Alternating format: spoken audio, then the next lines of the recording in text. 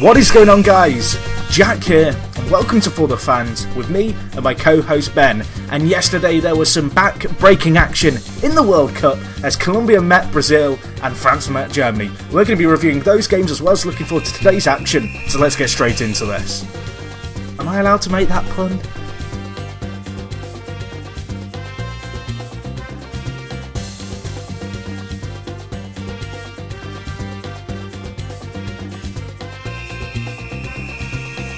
Hello everybody, we are back. Hey, right Jack? Back? I've already used that in the intro, I'm doing it just as well as you are. As always, my co-host Jack's with me. How you doing, Jack? I am. You've just broken the flow of the intro. I haven't. Doing that pun. And we're joined by sort of intro supremo. We've had him on before. We've got him back on. He can't get away. It's Kino. How you doing? You keep calling me in. Can I be called friend of the show, please? Friend of the show, Callum Key. That's a bit ambiguous. Yeah. Well, just general acquaintance. I don't know what sort of podcast you think this is, Keenan. I know what you're referring to, and it won't happen here. So, right. Shall we crack straight on? I'm trying. God. We'll start with the early game. We'll start with France 0, Germany 1. We thought it was going to be a very exciting affair, Jack, and it wasn't, really. Everything said this was exciting. 5.4 average amount of goals in this tie in World Cup history. Yeah. I'm sat there. France, they've never gone out at this stage of a tournament since 1954. I was sat there bigging them up. The French boys, I had money on them. Yeah. And they did. So did I, actually. Did you? How much did you have on combined?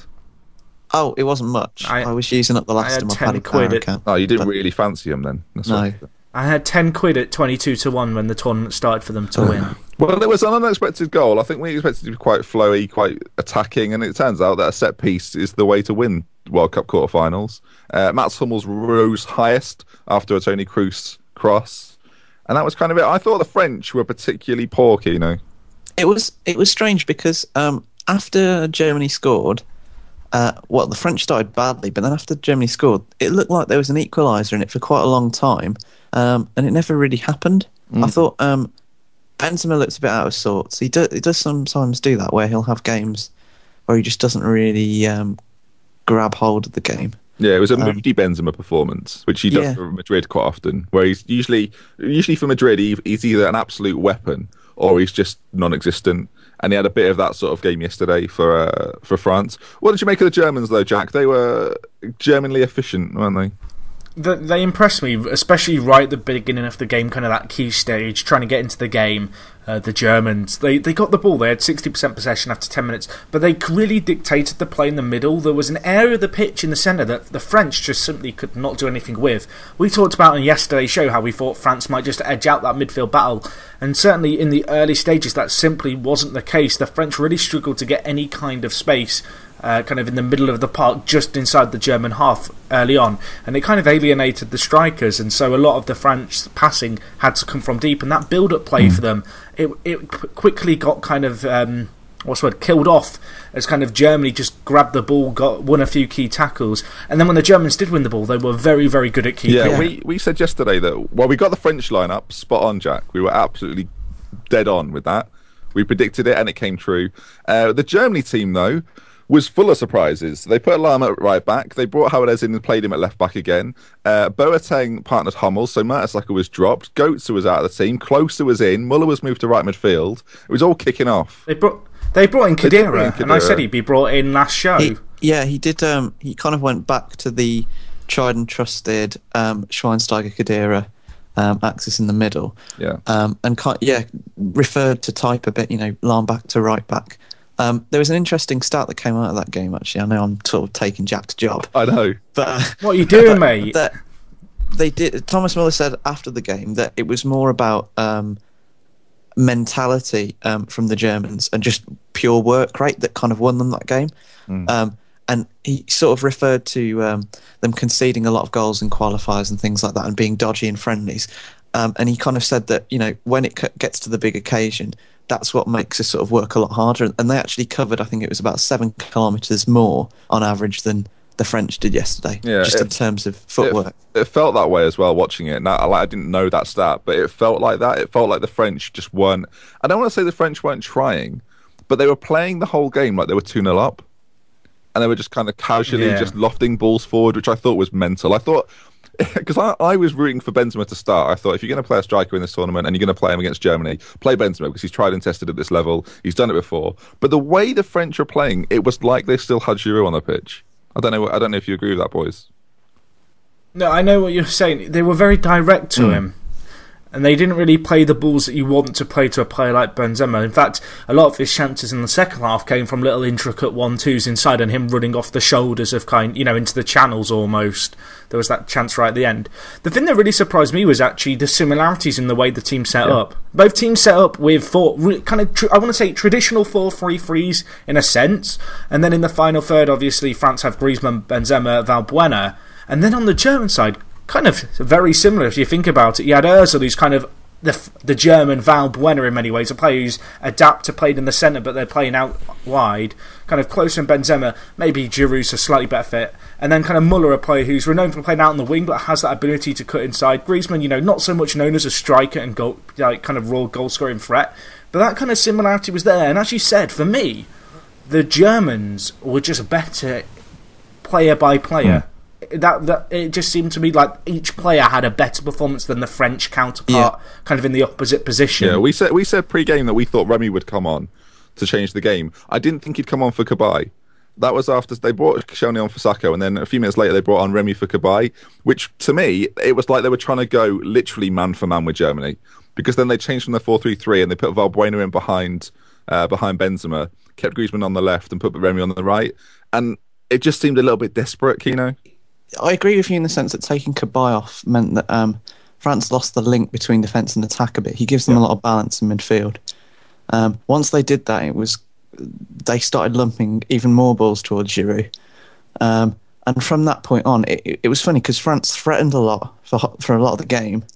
But then in the last 10 minutes, the chances sort of began to dry up. Benzema had one in stoppage time, which is a really good chance. But apart from that, they did sort of flatten in the end of the match, and I think that was one of the reasons why. I kind of feel like though they had to do that, and the reason I say that is because Matuidi can hold the fort well, and I feel like Ben mentioned before we start recording about the potentially they should have taken off Matuidi instead of Kabay. I feel as if the issue that France had in that game was the fact they were unable to pick up passes from midfield into their final third. And so in taking off Kabay and moving Valbuena to that kind of centre attacking mid position where he's been playing for Marseille, it kind of gave him a little bit more permission to roam up and try and act as kind of a pivot almost, a bit of link-up play, which had been lacking between the midfield and forward line. And so then Matuidi obviously dropped back to his slightly more defensive kind of role that he's been taking up for PSG this year. So I don't feel like it was that weird or a change. I just think it was a gamble. It changed the way they kind of approached the game a little bit and just didn't quite pay off for them. Yeah, ordinarily I would agree with that, but I felt like all France were doing were hitting it over Valbuena's head. Even when Valbuena moved into the middle, they didn't use him enough. He's the kind of player that thrives on having the ball. His movement's great, but when he's got the ball, things happen. I thought Griezmann was a little bit ineffectual. I thought this is the first time, actually, that France really missed Franck Ribéry. And that's not been the case so far. And I thought this was the game where a world-class player like Ribéry would have actually helped them a lot. He would have linked with Benzema. He would have just given them that proper outlet of, I'm a world-class player, watch me. Yeah, it was that happened in the qualifiers in Ukraine. Like, he does have that ability. Whatever you think of Ribéry, he does have that ability to just be extremely explosive when he's needed. He does it for Bayern quite a lot. I can think of like the Super Cup against Chelsea last year when he did that and scored a good goal. Yeah. You're right, that would have really made the difference, and it's the only time actually that they look like they've needed him in the tournament. See, for me, the thing that kind of made Germany so effective was their solidity in the midfield, and I feel as if that change of moving Valbuena in the middle wasn't necessarily the worst move in the game.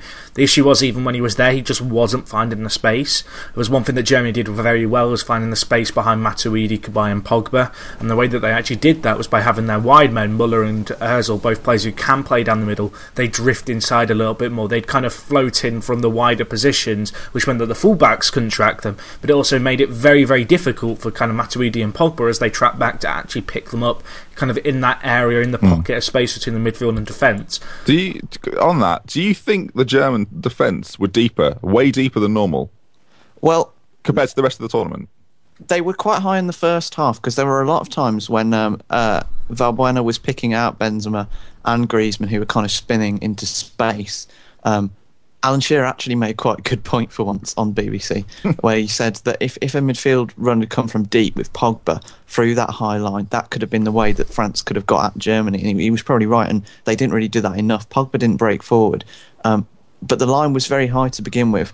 After they got the goal, it kind of gradually began to drift back, and Neuer had to do the sweeper-keeper stuff a lot less. Yeah, it felt like that was part of the reason France was suddenly going long, is because the ball sort of in behind was no longer an option, so they were kind of playing it forward to hold it up to bring others into play. And that's not Benzema's game in my book. No. And like I mentioned, that Giroud probably would have suited the system better.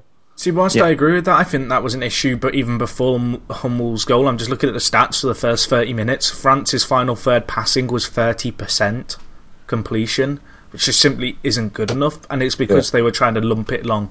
And so as much as kind of the defensive line of Germany kind of shifted, I kind of feel like even before the goal went in, France were having that very same issue where they're trying to ping the balls over the top.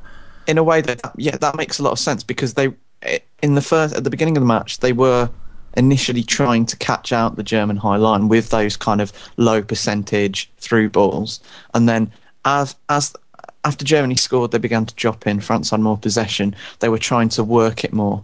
I thought Valbuena actually had a decent game. He's been by far their best player, I'd say, throughout the World Cup. He had a decent game. I don't think Griezmann was quite disappointing. Yeah. And although Valbuena was making quite a few passes and trying to work the ball in the final third, it just didn't really happen for them, particularly towards the end of the first half when they had quite a few chances. That's definitely credit to Germany. Germany tactically got it spot on. Yeah, definitely. It was a big move for Lowe to change it, and he did, and it was effective, and they go through. The France, I think we're probably disappointed. They've gone out with a little bit of it looked a bit lacklustre, didn't it? It looked like they weren't really game for it. Yeah. But luckily, we got over that kind of. It wasn't boring, but it was just like a tactical battle between Lowe and the French attack. And Lowe won it.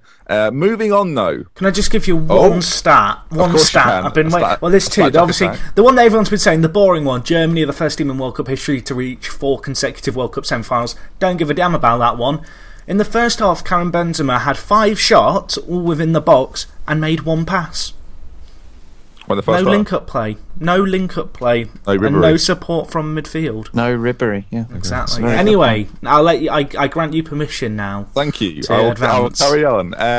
It was Brazil versus Colombia. I thought this would be game of the day, Jack. I hate to piss on your parade. There wasn't really a game of the day, was there? Yes, I guess this Brazil was versus Colombia. Yeah, it was. It wasn't that. I don't want to say it wasn't that good. The first half was amazing of this game, and it got so scrappy by the end. It definitely had the most talking points, as we'll get on to. And it was Brazil 2, Colombia 1, if you didn't know, which would be a bit odd. And surprisingly to me, Brazil took the lead. Thiago Silva at the back post. That's one of those classic World Cup finishes where he doesn't really know which part of his body's putting it in the net, but manages to do so. And that put them 1-0 up. And to me, Colombia seemed stunned at that point, Jack. Yeah, there was definitely a turning point when that goal went in where Colombia kind of froze. That is not the situation you want to be in. You do not want to be playing a host nation in a high-pressure game and they score after 7 minutes. Because you're immediately against the wall there. In any other game, you're against kind of the wall, you're under pressure. But the crowd just completely changed. You could tell the players started playing a little bit more relaxed.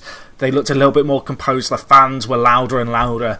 And it had an impact, and it almost looked like it maybe unnerved Colombia a bit in that first half. Yeah, they didn't play with the same verve that they've had for the rest of the tournament. And we've spoke about it off air. We've had quite a heated debate about it.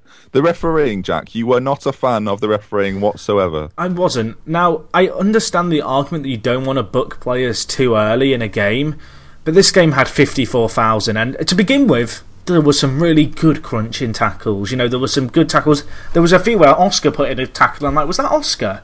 He's turned up for the occasion, decided to put his foot in for once. And the game kind of went on and on. It slowly got to a stage where people were tripping each other up whenever they got the wrong side of their man. And by the end of the game, there'd been 54 fouls, 4 yellow cards. And in my opinion, the ref lost the game. The ref's job is to protect players and obviously officiate the match and keep it flowing. And for me, in not booking players sooner, particularly the 10 minutes just before half-time, if he books a player then, I think the players come out in the second half going, right, the ref's kind of laid a line there and we can't make fouls. And he didn't do that. And it's resulted in Neymar breaking his back. And I'm not saying it's the ref's fault entirely. I'm simply saying it was very preventative, and I think the ref has failed kind of in one of his duties in terms of ensuring player safety on the football pitch. Go on, Keno. Well, I do agree with you in that sense, Jack. If he'd have set a bit of if he'd have come with a more hardline stance throughout the match, that challenge on Neymar may well have not been attempted by the Colombia player. Interesting, I did look at what you said. It was Sidlow who mentioned, because the referee in that game yesterday was from Spain, and he has a reputation for being quite strict. So it does sort of point towards, and this has been a trend throughout the tournament, FIFA saying to the referees, let the game flow a bit more, be a bit more liberal in how you award your cards, and keep them in your pocket a lot more. I don't necessarily think, we saw it with Howard Webb before on the last cast I was on. I don't necessarily think that's been a good trend. Do you? I'm not sure if FIFA have directly said. It wouldn't surprise me because I'm sure they've done it in tournaments in the past. But I think they are being. It's kind of. I made this point before. It's a South American World Cup with two South American teams with a Spanish referee, and I think he's just allowed the game to flow. A lot of the free. I was thinking about it as you were talking about it, Jack. A lot of the free kicks, although there were a lot of fouls, a lot of the free kicks were kind of instantly taken. So a player would go down, so kind of grab the ball and go again, and it wasn't like. Although there were 54 fouls. It didn't feel like there were 54 fouls. It didn't feel stop-start. I don't know if I'm the only person who watched I thought it was very stop-start in the second half, particularly first 20 minutes of it. Okay, well, I didn't think it was. I don't think it affected the game in such a negative way. No, you do have a point, Ben. That a game like that, had the refereeing been as strict as it was, say, last World Cup, could have descended into something similar to the final, which did get quite farcical at times with the challenges that were going in. Yeah, do you remember the semi as well in that tournament? Yes, there was a couple of reds and a couple of whatnot. Yeah, it was just crazy. A game like that could easily have turned into something like that, which people just remember for the disciplinary kind of measures.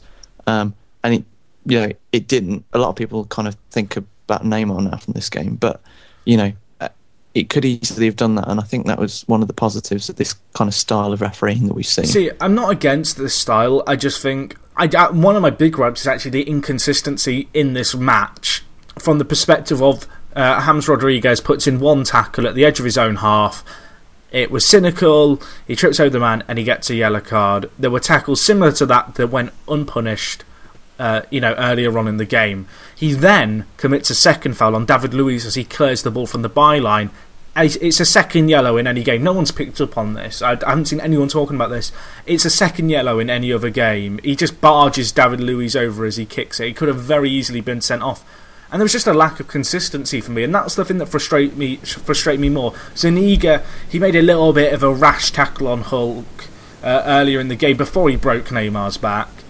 And if you're not going to book him for the tackle on Hulk, you have to book him for a second foul on Neymar, and he didn't. Fernandinho committed 4 or 5 fouls in the first half on James Rodriguez and didn't see a card. Yeah. It's just, for me, the ref lost control of the game. And I'm not saying that the ref needs to hand out yellow cards willy-nilly, but in my opinion, if he had booked a few players just before half-time, because it was descending into chaos before half-time, and then after half-time it kind of had that, the same thing again, I think there would have been less of the little cynical clips on the heels in just stupid areas of the pitch that didn't need to happen, and the game would have just been a better spectacle for everyone. Yeah, his refereeing did allow Brazil to dictate the game the way they wanted to, because they knew that they could kind of get away with those, as you put it, flicky little fouls and just kind of innocuous barges, and they knew they could just be fine with it and just disrupt anything Colombia tried to do. And Colombia build quite slowly from the back, and then they slowly get quicker and quicker, if that makes sense. So they bring it out of the bag, they play around, and Brazil would stop that before it began on so many occasions. The only real time they had a clear-cut chance, which they didn't take the most of, was when Rodriguez burst through 3 players magnificently. He was great, by the way. We should focus on how good he was. You made a good point about Brazil sort of playing into that kind of stop-start nature of the game. I think using the fact that they had the crowd and were the host nation, because often people talk about the crowd sort of swaying decisions, or having the atmosphere having a playing a part in the referee giving a decision. It's not usually the big decisions that happen like that. It's the small, niggly little fouls that, if the crowd reacts a certain way to, I think sometimes can have a bit more of a bearing on the way the referee gives it. And like you said, Brazil just slowing the game down with those kind of just innocuous fouls every now and then, with the crowd on their side as well. I think that kind of did play into their hands, and like you said, that was the way they wanted it to go, just to disrupt Colombia's play. Yeah. Well, speaking of fouls, one was given. James Rodriguez. It was the foul you were talking about, Jack. Got booked. Felt a little hard done by, but on the replay, I thought it was clearly a booking. And David Luiz steps up, and you're thinking, "Oh, I've seen this before. He's done it. Either this is going to go flying in the top corner, or it's going to go at about 20 yards over the bar." And he scores one of the best goals of the World Cup. Jack. Yeah, it was sublime. It still annoys me that the commentators don't know what the term for striking a ball like that's called. But what's the term, Jack? It's called knuckling the ball. The knuckle ball. Is it like the banana shot? Ball. It's like it's something that they used to do in, I want to say it was baseball, that there was like a knuckleball equivalent of. I might be completely wrong and there. It was brought to football, but kind of the guy who popularised it was Juninho Pernambucano from Leon. It was. That you've seen quite a few, like Pirlo does it now a lot. Ronaldo famously, although not particularly effective with it. Well, he did it against Pompey once, didn't he? Drogba did a version of it too. Drogba had a kind of you do see that style happen a of it. Barini does it as well. We're talking about high quality footballers. I think we'll mention Barini. So Brazil at 2-0. I think most of us thought the game. Well, I certainly thought that was game. I thought Colombia were going to really struggle on that because of the way Brazil were playing, because of the tempo they were setting. I thought Colombia would then find it extremely difficult to worm their way back in. But another big incident happened. There's so many incidents in this game. Colombia run through. Cesar comes out, makes the foul. Should he have seen red? Well, I'll go to both of you. I want a yes or no, and then we'll describe why. So, Kino, yes or no? I think yes. Jack? Yes. I think he should have gone as well. And I think that's the biggest decision the ref got wrong. And I think that's why Colombia can potentially feel aggrieved. Yeah. And that may be why they've got so much anger towards it, because I think if Cesar goes off there, I'm not sure if Brazil had made all three subs at that point. I will check. I don't think they had. No, they hadn't. So they would have been able to bring on Jefferson, say. So they wouldn't have been in absolute turmoil, but it would have changed the game. Can I say why I think it's a red? Because I'm going to give a slightly different reason to you guys, I think. Sure. I'll then the viewers. So I know the general argument that TV pundits said was, well, David Luiz is back, so he's kind of covering him.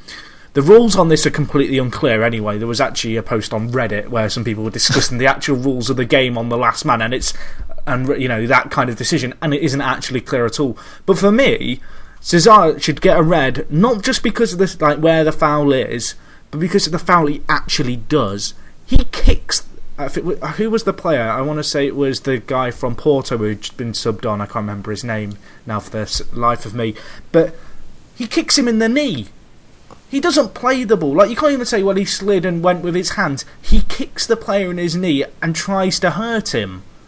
It's not like he does a little trip. He is making sure 100%. Like, if that's anywhere else on the pitch and someone kicks someone in the knee like that, it's a red card. Not with this ref. Not with this ref, of course. But that was just the way I saw it. I don't think enough was made of actually the way in which Cesar, took him down. It's not like it's one of these ones where he goes out, sprawls across as a keeper and tucks his hands in and catches him. I felt like I can understand. Like, there's part of me can understand why the ref's given a yellow, because he's seeing a Brazilian defender on the line. For me, the reason David Luiz is on the line is because while he's running into the line, the player with the ball is getting absolutely knacked by Cesar. The reason he can't finish it off is because Cesar's nailed him. That's why it's a red for me, because he's not only stopping the goal scoring opportunity, he's stopping anything from that point on happening. I thought, Kino, do you agree with either of those? Yeah, no, I agree. I agree with both of you, actually. Jack's about it. It was very reckless, the challenge that he made, and I think if an outfield player had done that anywhere else on the pitch, he probably would have given a red for that. So yeah, I do agree. I mean, I thought I was a little bit annoyed with the Colombian in a bizarre way, because I felt like he should have just shot it rather than try to do the little flick over Cesar and play for the penalty. Was it Quintero? I think it was Quintero. I mean, granted, he could miss it, and he doesn't get the penalty. But for me, it was a situation where he probably could have scored. if he puts his foot through it. It was Baka, just to be clear for everyone. Okay. And then Jimmy Rod steps up, our main man, and then heartbreak. He scores, and then a bug attacks him. Oh. Which was probably the biggest point of the whole game. That was bigger than the back break, wasn't it? That was huge. It was absolutely massive locust landed on his shoulder. The video was up quite quickly, and straight away people were like, well, that's a Photoshop. And I'm thinking, who's spending the time to come up with a Photoshop version of that on his arm minutes after the event? So I did think it was a Photoshop when I saw it on Twitter originally. I rewinded my Virgin Media. I was like, well, I've got HD, I'm going to use it. So I was rewinding it, and I was like, there's a bloody bug on his arm. Because I was watching it with my dad and Ellie, girlfriend. I know, unbelievable. And we were watching it, and I was like, well, I'm going to blow your minds at the end of this game. Because I was on Twitter keeping up with it, or not mentioning it. I was thinking, I'm going to blow their minds at the end of this. Act like I've come up with this. And we rewinded it, and then all of a sudden you see this massive green bug on his arm, and you're like, oh my God, it's going to eat him. Yeah. Well, the thing is, that I'm just a bit mind blown by the whole thing. It was the bug itself. Like, I don't know, was it some kind of weird imagery to reflect like the Colombian national team being carried by him?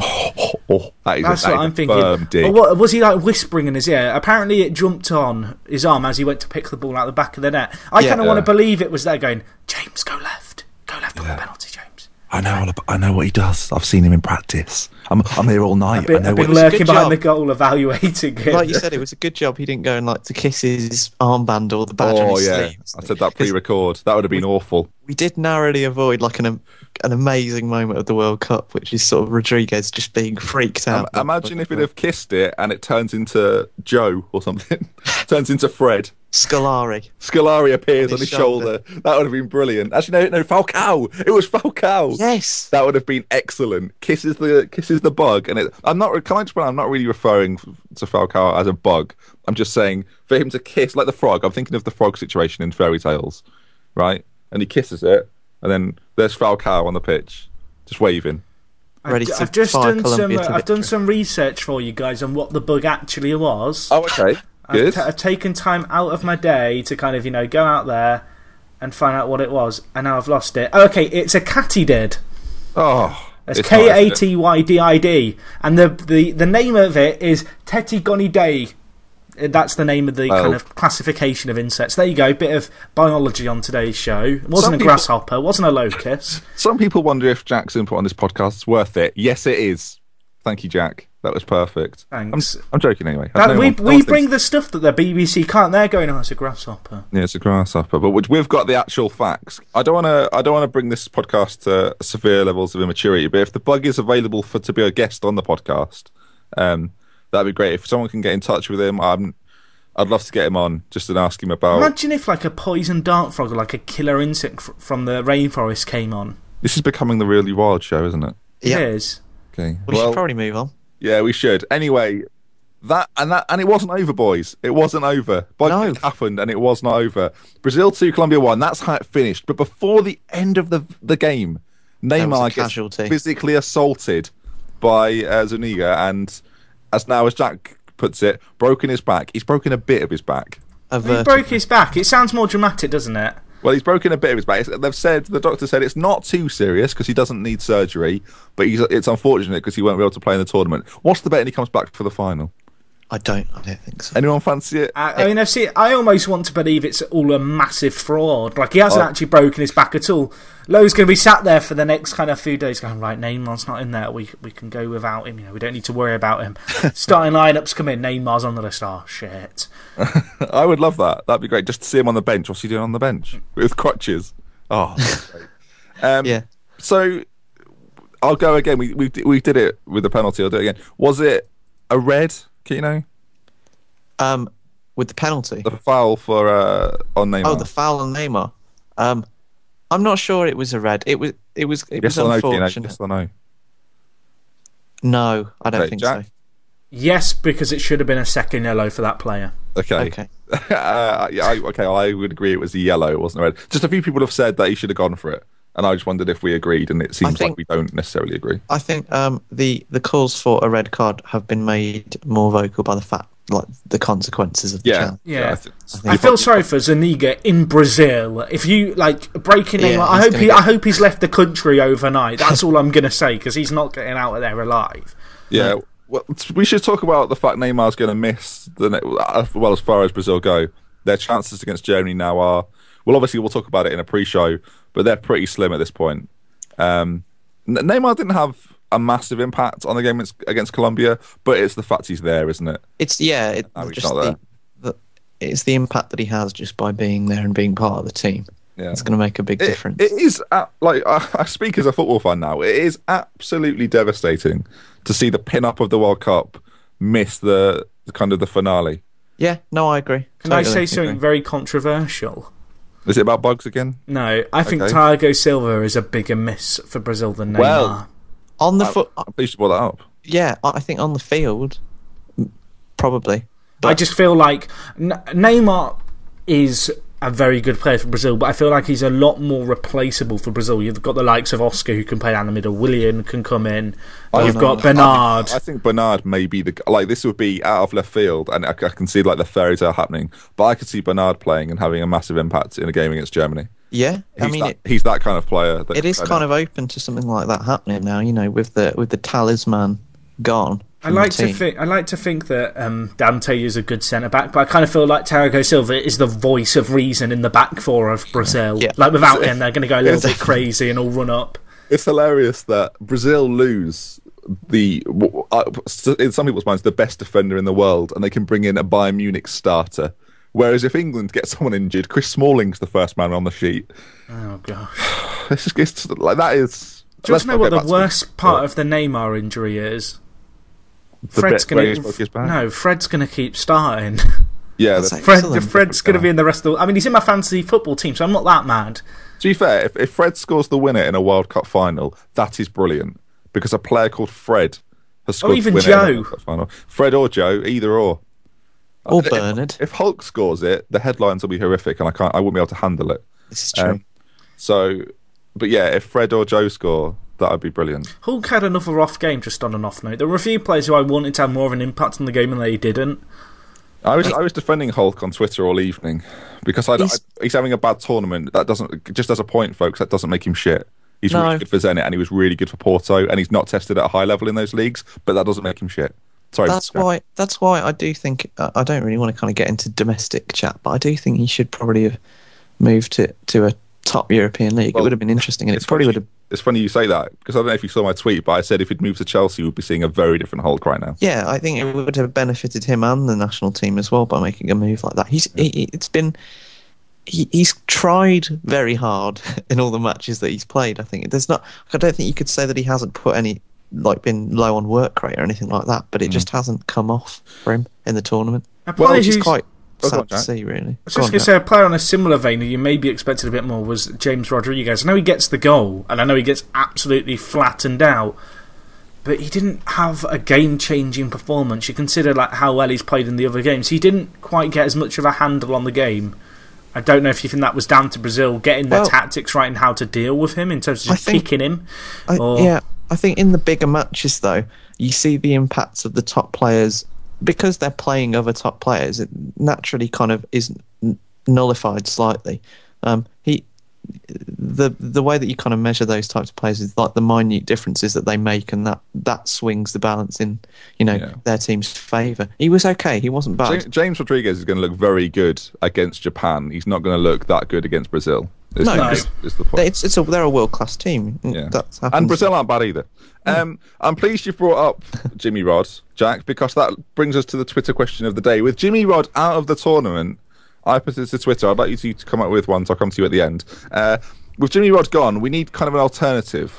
Like Eddie has would be Eden Hazard. So I put it to Twitter. Boy, there are some good ones. Jordan on the Twitter said Tommy Muzz, which can only be Thomas Muller, which I'm all for. Scott Fitzpatrick said Gonzo Higgy.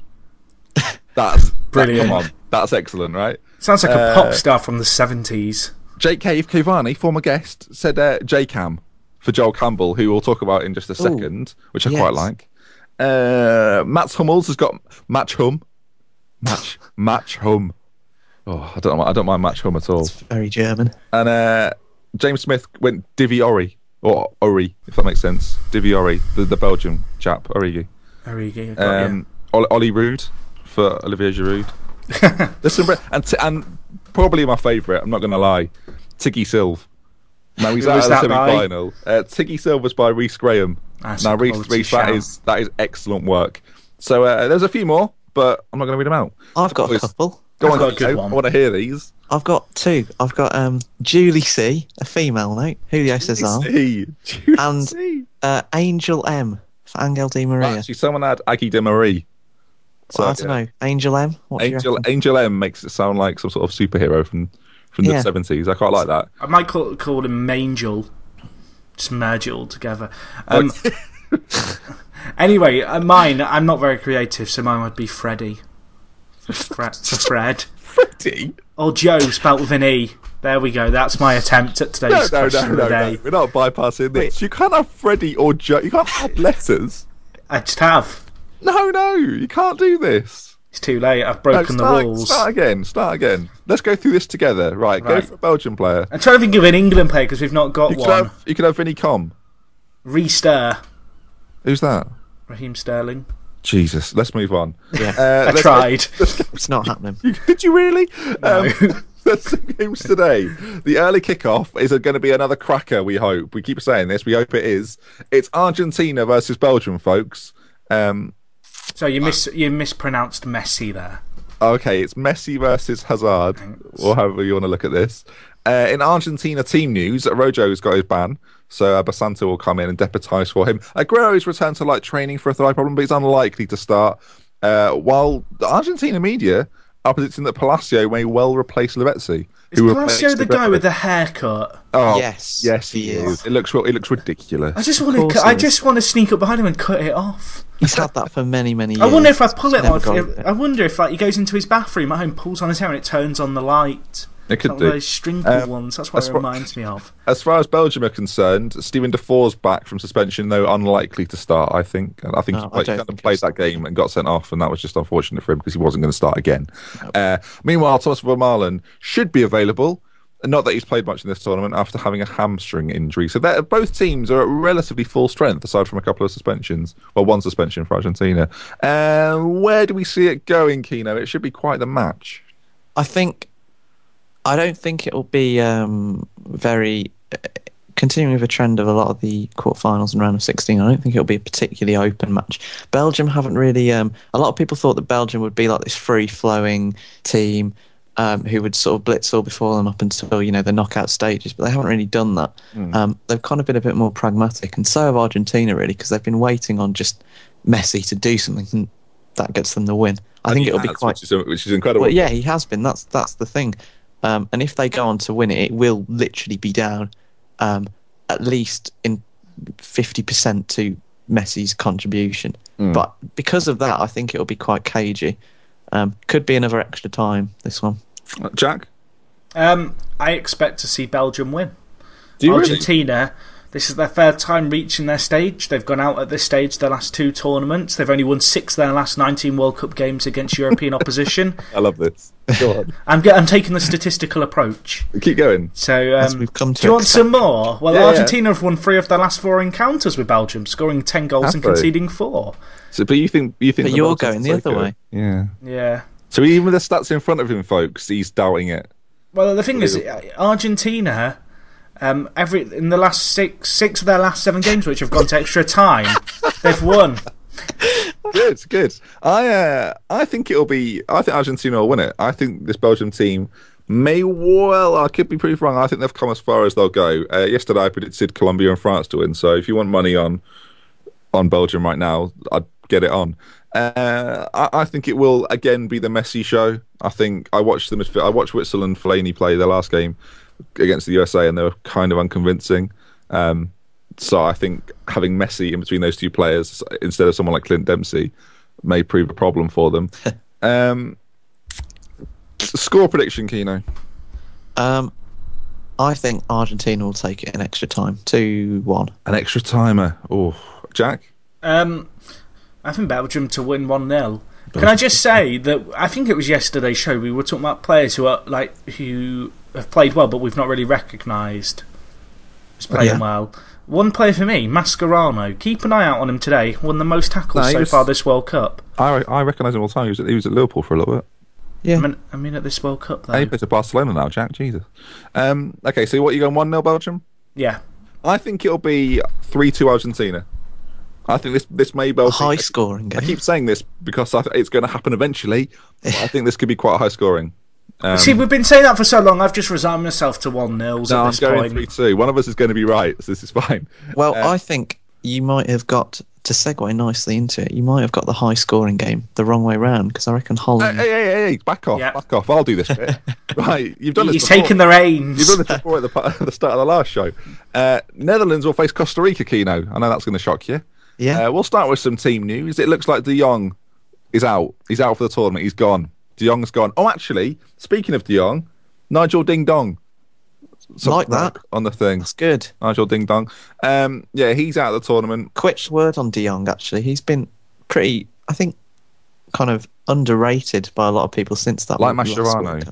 Yeah, and he's a really important player for them. And he's sort of, for Milan, he's kind of started to play a bit more, be a bit more of a conductor in the middle, and they'll miss him. Yeah, Schneider picked up a little knock, but he should be okay. I hope Weza Snezler's back in this game. I've got faith in him. Jesus Christ. I'm on the trying. other side of the coin, Jack, please don't ruin these ones. You could have Kina, though. Costa Rica goalkeeper Keylor Navas should be fit despite missing training earlier this week.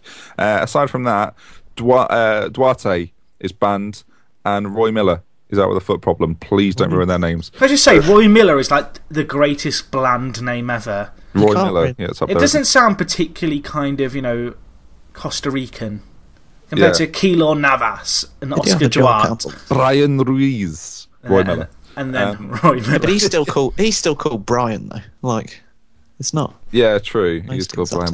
But yeah, at least he has Ruiz, though. He has a... if you have a V or a Z in your name, you're basically South American. Yeah. Or Central American. Careful. Costa Rican. Jay Rodriguez. Where are we? So, the big question is, and I want to talk about this briefly, who's going to start for the Dutch out of Van Persie and Huntelaar? Where's he going to go? Where's his money going, Van Gaal? This is the biggest decision of the game for him.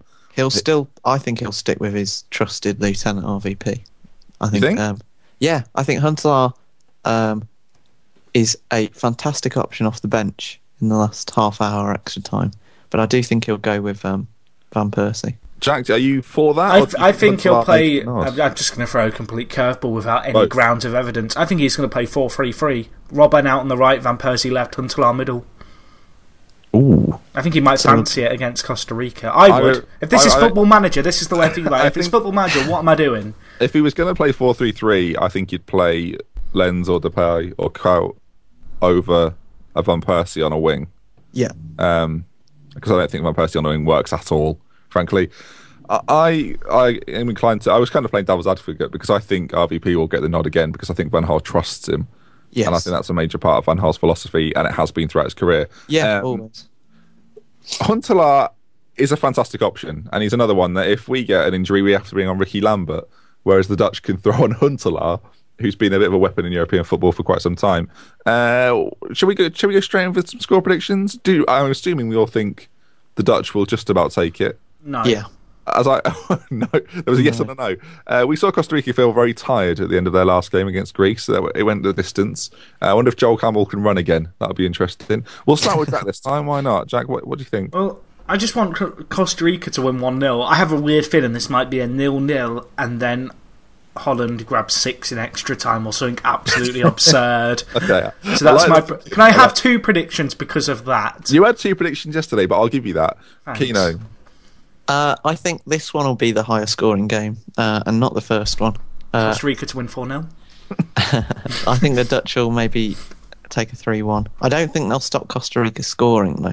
That's the thing. I'll go in a similar vein and say 4-1, because I think you're right. I think Costa Rica may spring a counter-attack, which will just leave the Dutch standing. But I just think, generally, they'll just have a bit too much. I think Costa Rica have come as far as they can go. I know you said that about Belgium, but I think this is the limit for them. Which is a shame, but it's no disgrace. No one would have expected them to get here. They've had one of the tournaments of their lives. Yeah, I mean, to the quarterfinals, especially the group that they've come from as well. You know, with those big hitters like England and it is strange to see like Uruguay, Italy, England, Spain at this stage of a World Cup, isn't it? I've forgotten about Spain now. I didn't. Everyone has. Yeah. It's bizarre, isn't it? But yeah, so Jack, you think it's going to be 4-0, 6-0 in extra time? I'm looking at Navas in goal, 87.5 save percentage. I've got faith. He has been suffering with injury though, Jack. The shoulder injury is nothing for Mr. Naz. Stats don't say that, Ben. All right, the stats don't say that. Well, Jack doesn't listen to his own stats. And Keno has gone with a 3-1 Dutch win. I'll go 4-1. And now it's over to you. We've got prizes to be won, folks. Not a single one has been won. Yesterday, you're all screwed by the fact Germany only won 1-0. And Brazil, actually quite a few people, I will say this much, predicted Brazil to beat Colombia 2-1. So credit where it's due. Once again, competition, get your score predictions in. Get them both right and you win a DVD. Well, one person wins. Of your choice. Please be from the UK as well, because I don't want to have to send it to America because it'll cost at least £15. Thank you. Jack, have we got any social media stuff? We have, guys. Check us out on Twitter. Yeah, Twitter. We have a Twitter, on Twitter, right? Yeah. At For The Fans Show. You can check us out on YouTube For The Fans Show. We're online at forthefanshow.com. It's all very exciting. You can get all the links on the website, so that's where I recommend you go. Give us a follow on there. 2 people added us to their circles on Google Plus, Ben. Did they? After we talked about it yesterday? Yeah. I still don't know what Google Plus is. Like, I don't get it, but it came up on the YouTube saying 2 people are in your circle. I'm thinking they've invaded. And so people that subscribe to the channel, thank you for that too. And the podcast on iTunes. Remember, if you do enjoy, guys, give the podcast a thumb up for today or rate it on iTunes if that's the way you listen to us. If you hated today's podcast, maybe just listen to it again and give it another go. That leaves us to say thank you to Keno for coming on. Yeah, no problem. We'll be seeing you again at the last show of the thing with our prediction. You will be. I'm headlining. The thing. And Jack, it's bye from you. Bye. Lovely. From me, Ben, from us at For The Fans, we'll see you tomorrow. Don't break your back. Oh, this wasn't a pun.